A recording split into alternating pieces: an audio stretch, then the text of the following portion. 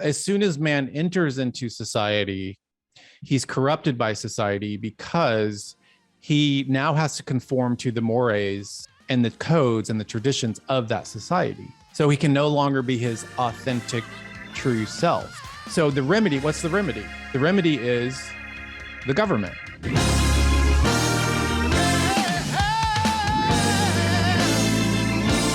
The 18th century philosopher Jean-Jacques Rousseau has wrought the most destruction on the world than anyone else, other than Adam and Eve.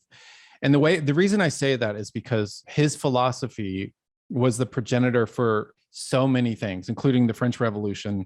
Everything that's being taught in universities and every kind of policy, many policy decisions in Washington are based on Rousseauian philosophy, which is to say, he famously said, man is born free, but he is everywhere in chains. Meaning the man in nature, the noble savage, as he called the man in nature. Now, this was a hypothetical person. He wasn't literally talking about an actual person in nature, but hypothetically, he was saying the man in nature is good. So there's no original sin. So man is good. Man is born good. And what corrupts man is the second he enters into society. Because in his state in nature, he's his authentic self. And that's what we're seeing right now. Everyone wants to be authentic. That's all Rousseau.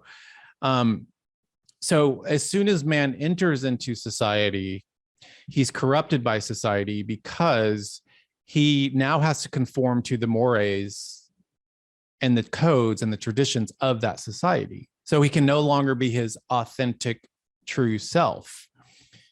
And so the remedy, what's the remedy? The remedy is the government. The government must step in because that man, that noble savage, is a victim of society. And it's the government's job now to rectify that and be the antidote to that.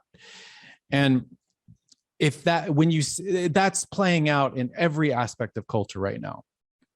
And that is every single university professor is a Rousseauian and through, whether they realize it or not.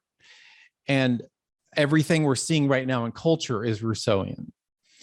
And so we have to understand, and I say this to people all the time, you have to understand we're in a specific time and place in history, and you have to look at what has led us to this place, what philosophies have led to this place, how did the sexual revolution from the 60s shape how I think about sexual ethics? How did the gay movement in the 70s shape how I feel about homosexual behavior? How did those movements? And so we're not just living in a vacuum right now. Right. We are products of decades and centuries, in fact, of philosophies and ideas that have very, very pernicious, destructive effects on the culture.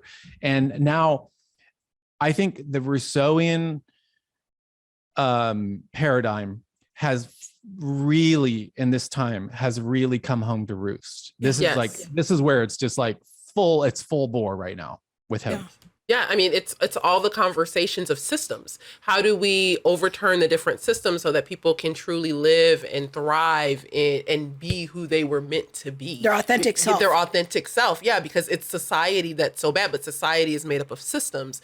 And how do we, overturn the systems? How do we have the revolution to make society better so that the person can thrive? Yeah. Rousseauians and what we're seeing in culture is this idea that utopia is possible on this earth, and anti-racism. And we've already seen the 20th century is strewn with dead bodies from this kind of striving for a utopia on earth.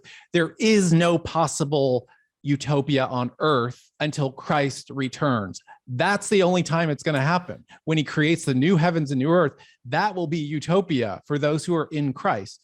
And this effort by politicians, et cetera, to kind of try and strive to create this utopia only leads to destruction. We saw it in the 20th century. We still haven't learned our lesson.